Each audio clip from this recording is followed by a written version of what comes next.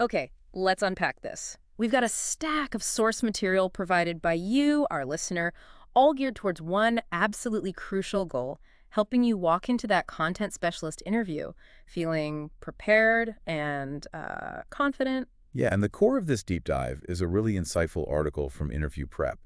It lays out 20 common questions you're likely to face. Right. And crucially, it doesn't just list them. It gets into why they're asking, what they're truly looking for, Mhm. and offers smart guidance on how to structure your answers, even giving specific examples. So, our mission today is pretty crystal clear. We're going to cut through the list, extract the most valuable insights from the source material. Basically give you that shortcut. Exactly. A shortcut to understanding the mindset of a hiring manager for a content role. This isn't just about memorizing answers. No, it's about understanding the underlying skills and approach they want to see. Let's turn those potential stress points into areas where you can really shine. Absolutely. It's about getting you informed, fast, with genuinely practical takeaways you can use immediately. Ready to jump in? All right, let's dive into the questions that really get at the foundation, the actual craft of creating content. How do you approach the work itself? Okay. The first question the article tackles is, what strategies do you use to create content that is both engaging and informative? What's immediately clear from the way this question is framed in the article is that they're not just asking if you can write. Right. They want to understand your thought process.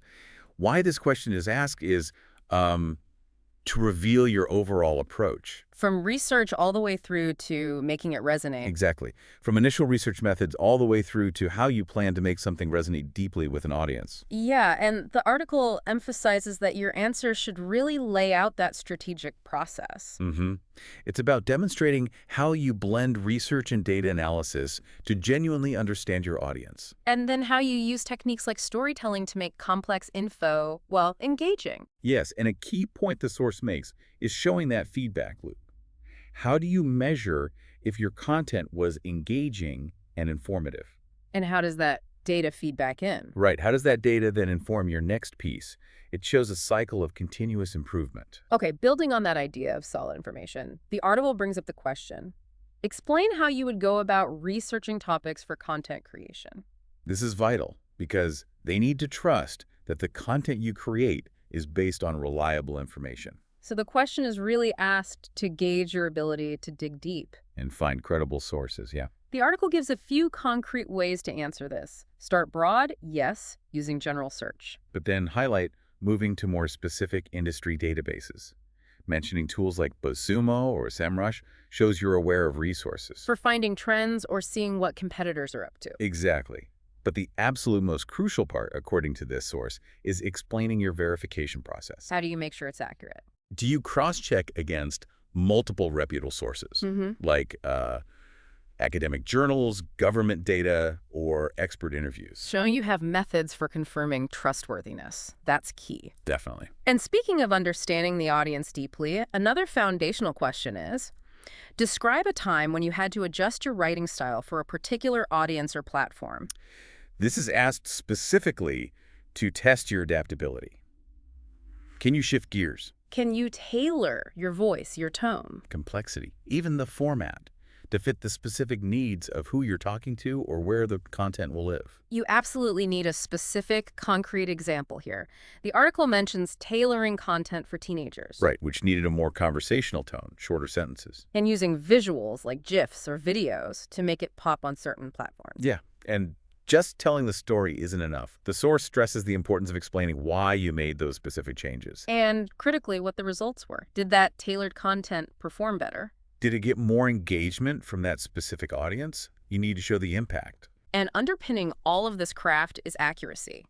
The article includes the question, how do you ensure the accuracy of your content? Credibility is foundational for any content specialist. This question is all about your rigorous processes. Fact-checking, research, editing, before anything goes live. Detail your workflow. Beyond just spell check, talk about double-checking the original sources for facts. Maybe using specific fact-checking tools if you have them. Sure. And crucially, your editing loops. Do you read aloud? Do you have a colleague review it? That shows layers of checks and balances. Exactly. Okay, so we've talked about the craft itself, the strategy, the research, the style, and the accuracy. Now let's connect that to the essential digital toolkit. Right, the platforms and technical skills. Yeah. The article shifts to questions here. starting with, are you familiar with SEO best practices? If so, what are some techniques you use to optimize content for search engines? SEO is pretty much non-negotiable for most digital content roles today. Absolutely. This question is asked to gauge your fundamental understanding and practical application of making content discoverable online. Your answer needs to demonstrate practical knowledge then. Mention specific techniques. Yeah, like conducting keyword research and then organically integrating those keywords into your content. Don't just stuff them in. Talk about meta descriptions, alt text for images. And using analytics tools to see how your optimization is actually performing. Show you know how to help content get found. And where does that optimized content live? Often it's in a content management system, a CMS. Right. The article includes the question, do you have any experience working with content management systems, CMS? This is a straightforward skills check, isn't it? Pretty much. Are you familiar with the common systems used to manage digital content? They want to know if you can jump in or if there's a steep learning curve. So name the specific systems you've used. The article mentions examples like WordPress, Drupal, Squarespace. And go beyond just naming them. Talk about the tasks you performed within them. Like creating pages, managing content, templates. Maybe even basic troubleshooting. And if their specific CMS is new to you, Highlight you can learn fast. exactly. The source advises highlighting your ability and willingness to quickly learn new technologies. That adaptiveness is highly valued. Makes sense. Content today is far more than just text, though. Definitely. The article correctly includes, what experience do you have with creating multimedia content, such as videos, podcasts, or infographics? This question probes your versatility. Can you translate ideas across different formats? Hiring managers are looking for evidence of both your creativity and any technical skills you possess here. So, list the different types of multimedia you've worked on. Provide brief examples of past projects. What was the goal? What was your role? Mentioning specific tools you've used. Like Adobe Creative Suite or Final Cut Pro, mentioned in the source. Yeah, that adds weight to your experience. Highlight how you approached the project and, solved any challenges. Okay. Finally, in this toolkit section, the article brings up A/B testing. What experience do you have with A/B testing content? This gets into the data-driven side of optimizing content after it's created. Can you run experiments to see what works better? The article emphasizes that this question is asked to understand if you grasp the importance of using data. To analyze content effectiveness and refine your approach. Share any examples of A/B tests you've run. Like testing headlines, images, calls to action, like the source suggests. Exactly. And explain how you use the results to improve the content's performance. And if this is an area you're new to, The key takeaway from the source is to express your understanding of its importance and your strong eagerness to learn and apply it. shows you're committed to data-driven improvement. Got it. Mm-hmm. Okay, so we've covered the creation and the tools, but creating content is only half the battle. Oh, yeah. Making sure it actually works and reaches the right audience is the other, often more complex part. So this next section focuses on strategy, measurement, and distribution. A classic question here, highlighted in the article, is, tell me about a successful content marketing campaign you have worked on in the past. This isn't just about listing a project. This question is asked to see if you understand how content connects to broader business goals. Can you create content that drives results, attracting customers, driving conversion? Achieving specific objectives, yeah. You absolutely need a specific, well-defined campaign to talk about. The article uses a great example, a health and wellness ebook campaign. Right. Walk the interviewer through it. What were the goals? Who was the target audience? What format did the content take, like the ebook? How is it promoted? Social media, paid ads. And then the critical part, Yeah. the quantifiable results. The example in the source mentions things like a 30% increase in website visits Wow. and a 10% uptick in sales tied to the campaign. Discuss the specific metrics you tracked and, importantly, how analyzing those metrics informed adjustments. During or after the campaign? Both, potentially. Show that learning loop again. That flows perfectly into the next question. How do you measure the success of your content? They want to know that you understand the landscape of content metrics. And can move beyond just like vanity metrics. Exactly. To truly understand performance, be ready to discuss specific types of metrics you use. The article lists engagement metrics, Clicks, shares, likes, comments. reach metrics like impressions, unique visitors, and of course, conversion rates.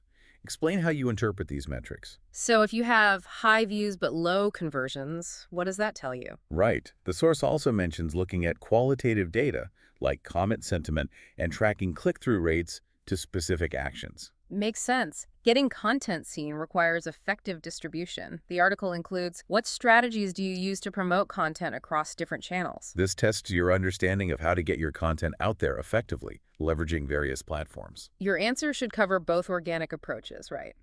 SEO, tailoring content. Yeah, optimizing for SEO, tailoring the content format, and messaging specifically for different channels like blogs, video platforms, or podcast directories. Maybe mention influencers if that's relevant. Sure, influencers or micro-influencers if you've done that.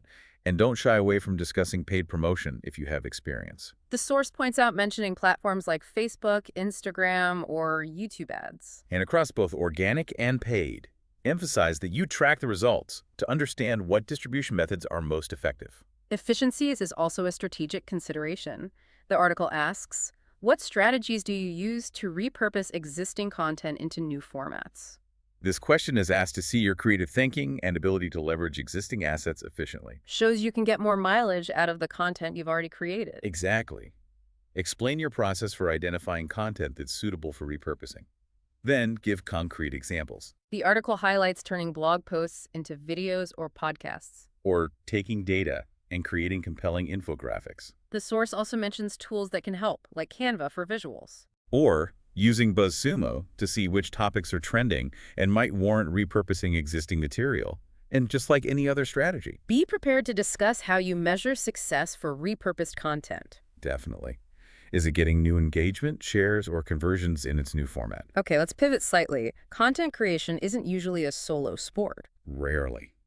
You're almost certainly going to be working with other people. So this next section focuses on collaboration and handling input. The article asks, what tools do you use to collaborate with other members of the content team?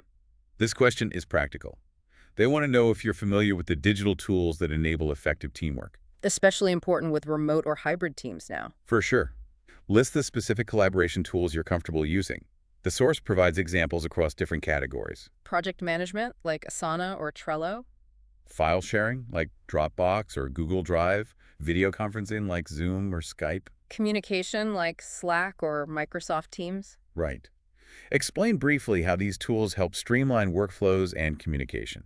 And then there's the crucial, sometimes tricky part, receiving feedback. Ah, yes. The article covers, how do you handle feedback from stakeholders or clients regarding your content?